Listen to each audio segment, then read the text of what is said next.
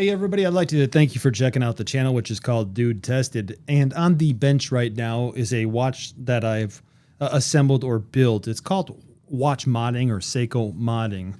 Essentially what happens is you take parts that would fit a Seiko hand watch and you put them all together to make your own watch. And this is a hobby that I found very enjoyable for many reasons that I'd like to share with you today as I try to build a Submariner style watch, and we'll see how this goes. So if you'd like to understand a little bit more about this hobby and maybe even see me mess up a few times, let's see if we can't build this diver watch right now. Typically, I think you would see people talking about all the different parts that they'll be using today.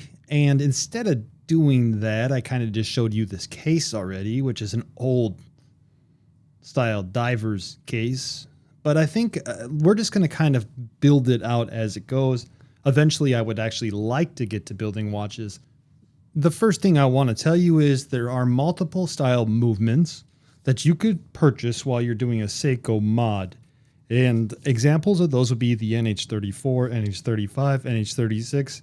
And today we're using the NH38.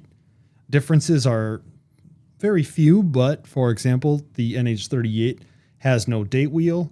So therefore, you would want a watch face without a date section like this on this cool Air King homage. Now, ultimately, I decided to go with this diver style Submariner dial. The reason I've decided to go with this dial is for, well, several reasons. Number one, there are less expensive dials out there. The Seiko, which it's not a real Seiko dial, labeled ones for some reason seem to be of better quality. And I mean that by the sense that there's a slight raise to the circles, the triangles, and the rectangles you see on the diver's watch, which, by the way, those shapes were made so that it would be easier for divers underwater to see what they're trying to see, or have a quick reference, if you will, to the watch dials. And so although some people might argue about this saying Seiko and Oyster Perpetual and Submariner, I really like the design. And I'm in this phase right now where I'm starting to work on watches and I'm starting to find out what I like about certain things. So one day when I build my own, I will have a better idea and appreciation for the watches themselves. Now, on the back of the dial itself, there's 3 pins on each side. So there's 3 pins on the 9 side, and there's 3 pins on the 3 side. And what happens is there's only really going to be one place that we could line them up on the NH38. So what I'm saying is we have to figure out which pins will be able to fit into the NH38, and we need to cut the others. I'm going to go do that off screen, and I'll be right back. There are a few things that I do want to point out right here. Number one, I noticed that the movement itself is actually moving, a good indication that the movement is functional. Now I'm going to take a air blower, and I'm going to blow out the movement before I put the dial on. This helps prevent dust from getting into the movement, and any little bit of fine dust or particles could affect the movement in the long run or even short term. And I'll do the same thing with this dial here. One thing I want to point out is those holes I was talking about are the larger holes on the diagonal corners of the movement that you see here and here. So right around 2 o'clock and call it 7 o'clock. But so far, I'm really liking the look of this faceplate, or dial. Got to learn the terminology, dial. And what comes next, you might wonder. Well, every watch has its own hands. Take, for example, this Air King kind of homage that I build, and you could see there's a hour hand, a minute hand, and a second hand. And we need hands for this watch. Installing the hands is probably one of the most difficult parts of the modding or the kit building. And I highly recommend that if you're going to do this whole thing, you buy multiple stems and you buy multiple hands, because those are the things that will probably break or be more sensitive to breaking. And if you're purchasing these from places like AliExpress.com, which has a huge selection, some say the largest selection of Seiko parts and Seiko modding parts, it could take a couple of weeks to get here. So you want to make sure you have them on hand for your build. With the NH38 movement, you're going to start with the hour hand, and then you're going to go to minutes and then to the seconds hand. And there is a way or assistance tools to help you get the hands on. Now, they're very sensitive. They will break, as you may see here. But what I'm going to do is I'm going to take some putty. This is called watch cleaning putty. And I'm going to grab that hour hand. Now, the reason the watch putty is so good is it doesn't leave a residue behind on the dial itself. What I've been doing is I've been rotating my watch so that the 12 o'clock position is either on my left or my right. And the hour, as well as for the most part, the minute will go on easy. I'm still working on these tools, and each of these tools that I have will allow me to press the dial in. Now, I want to try to get that as close to 12 o'clock as possible.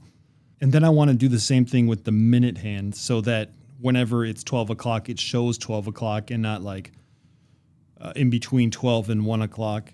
Because if you have an offset of your hour or minute hand, they'll never fully align when they should. And just like that, I have both the hour hand and the minute hand on. And I feel like they're aligned for me, at least well enough aligned. I'll go ahead and I have the movement popped out, so I just want to turn it, and I'll keep on turning it to make sure that there's no obstructions, meaning the hour hand doesn't get blocked by the minute hand or by anything raised on the actual watch dial itself. And then when I get back around to 12 o'clock, I will put on the seconds hand, which we'll do our best to get on. You'll see.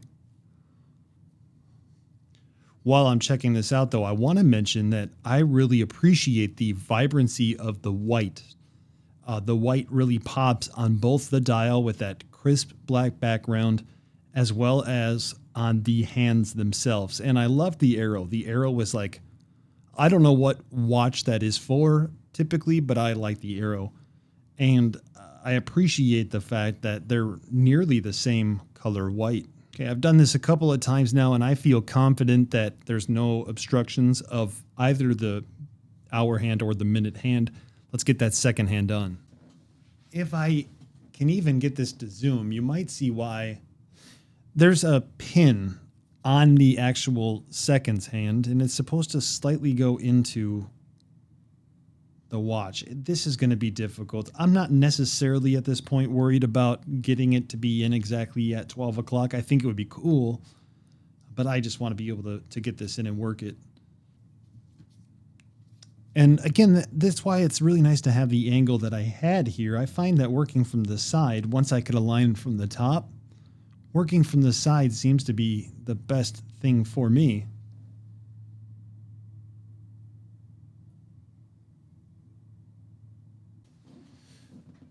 Talk about manifest destiny, and I kind of knew that, especially as a beginner, you're going to make these mistakes. So the red second hand did get hurt, if you will, and it will no longer function. It's bend. But I'll get some more on order. I have some orange ones. I don't think orange would look good with this build, and I decided ultimately to go with a white seconds hand, which I think looks pretty cool. And same thing. I'm going to make sure now that from the bottom angle, I could tell that the minute hand is slightly tilted up, and that might create an issue with it. More particular, the second hand hitting it. We'll see right here. It's really close. If for whatever reason in the future, the second hand or the watch stops working, I'll know to look to make sure that the second hand isn't hitting the minute hand. Now, our next step.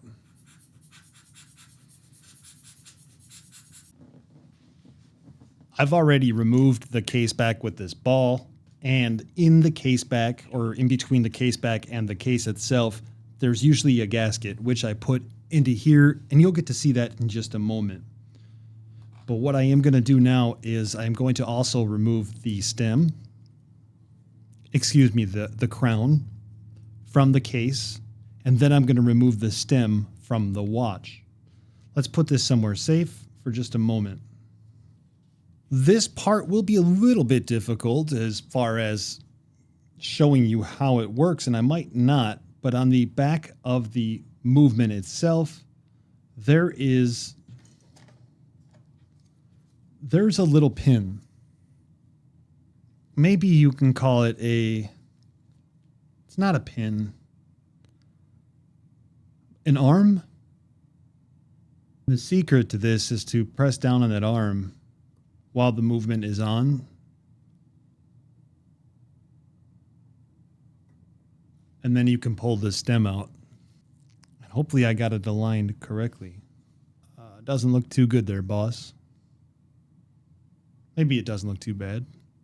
With our movement in the case, at least temporarily, we're going to put in a stem. Now, this is one of those aftermarket stems that I was talking about earlier, and it should just go right into here and fit in well. And then, of course, we have our crown. Now, our crown could also screw in before we put that stem in any further. But what you're going to see is that the stem is going to be too long for the actual case. Also, I do want to make a note of this gasket that you see right here. It might be difficult to see, but there is a gasket on the stem cover. And that gasket's going to help protect, again, water and dust from ingressing. So you could see that it'll go in. But it's not going to go any further than this, and we need to cut.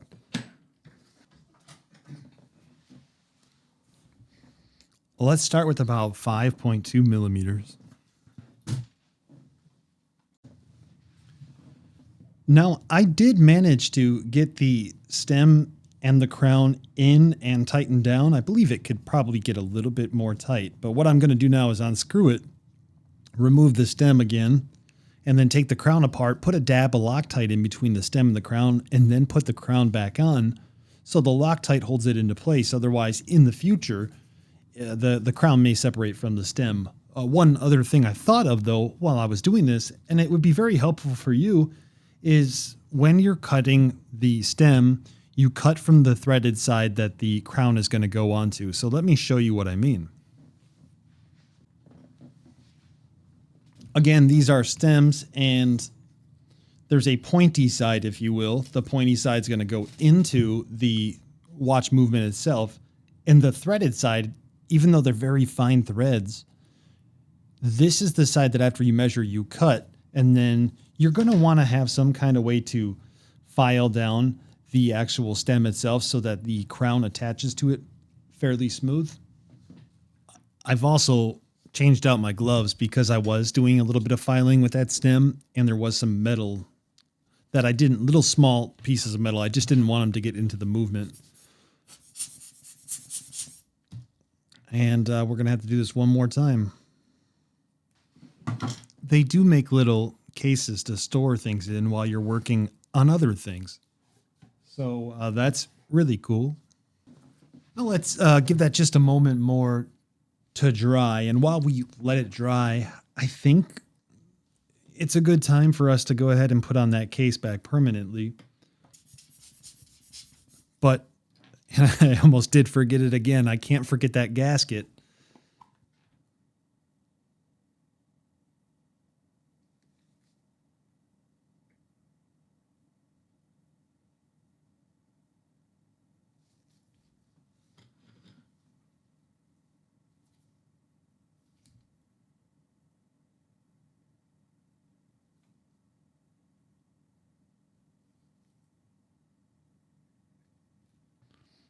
And I believe that that gasket isn't actually pretty good.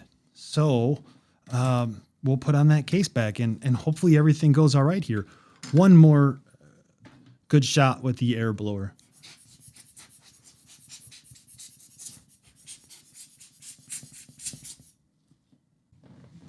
So we're going to skip a little bit forward here. I did put that gasket back on. I put the case back on, and I have the watch almost tightened down. But I don't know if you're going to be able to see it. On the second hand, toward the very tip, there's a very, very fine piece of that putty that's somehow separated from the putty itself. And it's just enough to bug me. But remember, I think I'm going to probably put that red second hand on. I think it looks way better than just the white one. And it makes the watch pop, or it should make the watch pop. So I am actually going to leave that little piece of debris for now.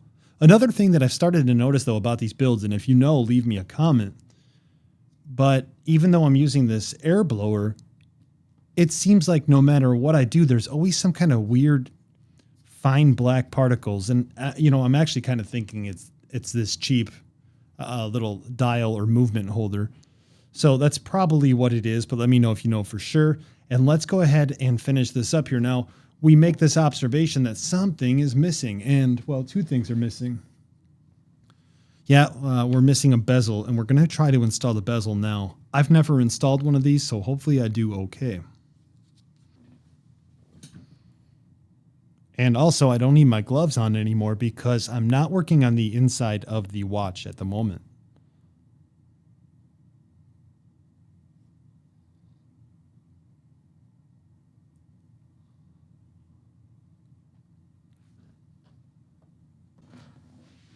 Right, so I think that I'm going to need some kind of bezel removal tool. And if I can explain, they send the bezel insert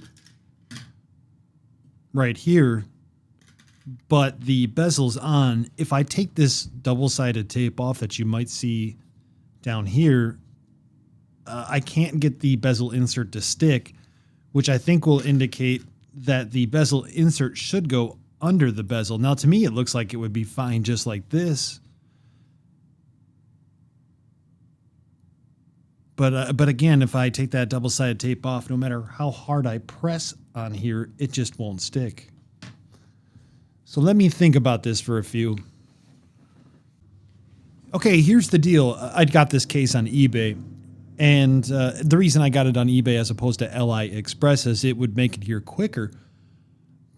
When I take off this 3M seal protector, if you will, it doesn't actually appear that there's anything on the bezel itself to adhere to the bezel insert. Now, I have seen articles that suggest you have to take the bezel itself off to put the insert in, but I don't think that this is one of those. I think that more likely I'm missing some sticky tape. So I'm going to go to the store and I'm going to get something called B7000, I believe it is. And we're going to try to adapt here. Hey, this is all the fun in watch kit building making. And if I make a mistake, I'll get a new case. I went over to my local hobby arts and craft store and I picked up jewelers and metal glue because they didn't have a hypo cement and they probably had, what was it, like E7000, whatever I said like 2 seconds ago that I forgot when I was at the store. So I picked up that jeweler's glue and I did a dab at 12, a dab at 30, a dab at 3, and a dab at 9. And you could tell here that this dial doesn't click, which that is the intended purpose of this dial. And from some research that I've read and understand that maybe the original Submariner style watches didn't necessarily always click. So, hey, I appreciate that. I really do I want to point out, would you call it the concave of this watch?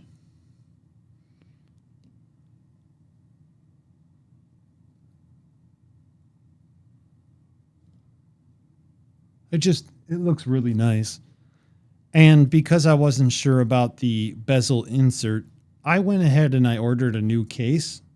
Because then when I get the case, then I'll be able to see if maybe I did something wrong. And maybe some of you all know. But for now, I think that we're going to call this good. Of course, we need to have our bracelet on there. And this is where I'm going to go a little different. The reason I actually chose this case was because of the brushed, call it nickel or brushed aluminum on here.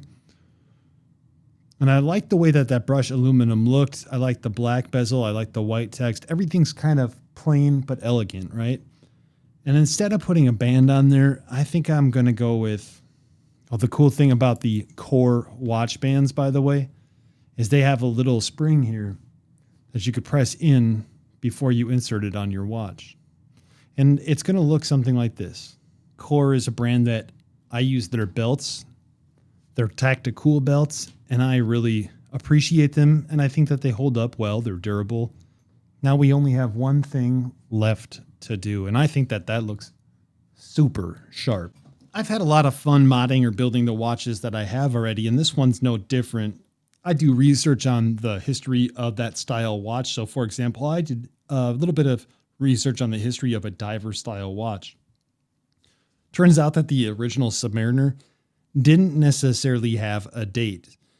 And, you know, the cool thing about it is, though, is I could do the research and I could learn about it, which I think is great. And then I could also look at the watches and say, what is it that I don't like about them? What it is that I do like about them? And I gain a better appreciation while building something that I could take a little bit of pride in, even if it's not completely correct. And so here it is,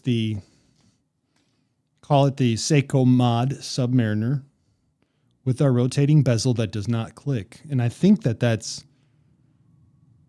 homage to the original Rolexes that also didn't click.